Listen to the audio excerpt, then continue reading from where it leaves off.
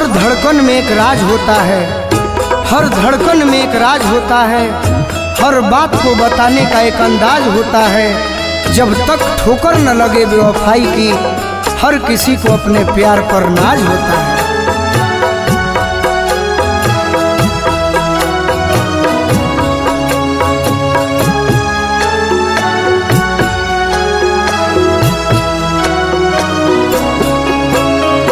जाई के ससुरवा जन हो भुलाई गईलू, कवन धन पलो भाई गईलू ना। जाई के ससुरवा जन हो भुलाई गईलू, कवन धन पलो भाई गईलू ना। पियावा के पाके अपना यारवा के जियते मुआई गईलू ना। पियावा के पाके अपना यारवा के जियते मुआई गईलू ना। आंसू न होते तो आंखें इतनी खूबसूरत न होती, आंसू न होते तो आंखें इतनी खूबसूरत न होती। दर्द न होता तो खुशियों की कीमत न होती। पूरी करता रब यूं ही सबकी मुरादें, तो इबादत की कभी जरूरत न होती।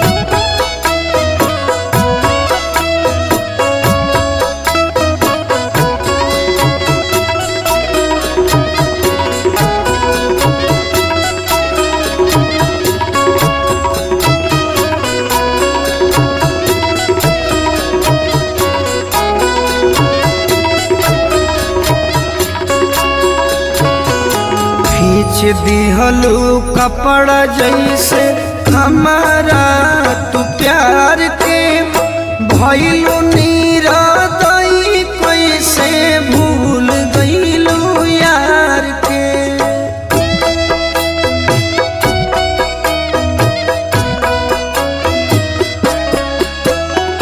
खींच दिहलू कपड़ा जैसे हमारा तू प्यार के, भूल गईलू यार के।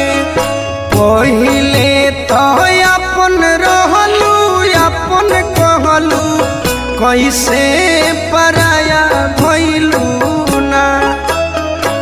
पहिले तो अपन रहलू अपन कहलू, कैसे पराया भइलू ना। पियावा के पाके अपना यारवा के जियते मुआई गईलू ना। पियावा के पाके अपना यारवा के जियते मुआई गईलू ना।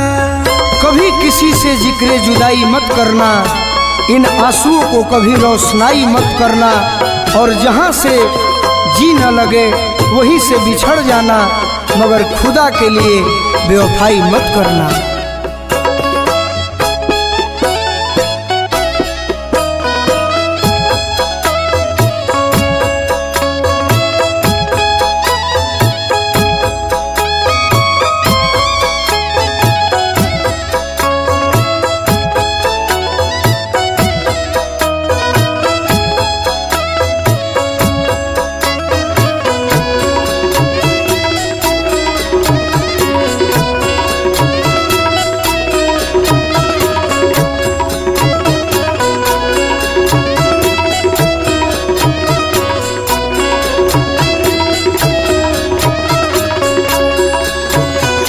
डोली में बैठते बदल गईल बोली, जहरा जिंदगिया में दिहलू तू घोली।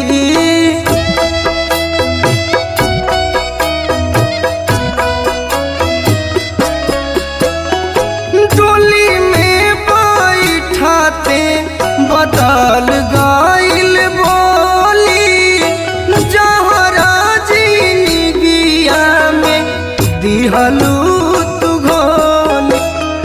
जान जान कही जन्म ले लिहलू, मिठुरी का साई भइलू ना। जान जान कोई जनवा ले लिहलू मिठुरी का साई भैलू ना पियावा के पाके अपना यारवा के जियते मुआई गईलू ना कि पियावा के पाके अपना यारवा के जियते मुआई गईलू ना।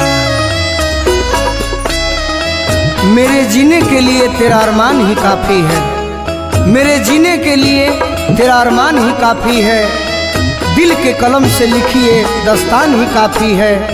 तीर और तलवार की तुझे क्या जरूरत है नाज़ीन, कत्ल करने के लिए तेरी मुस्कान ही काफी है।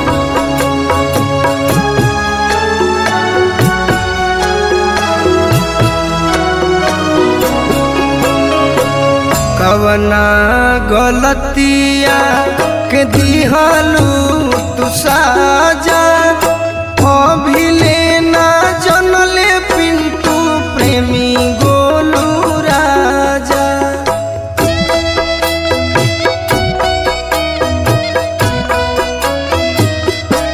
हो कवना गलतिया के दिहलू तू साजा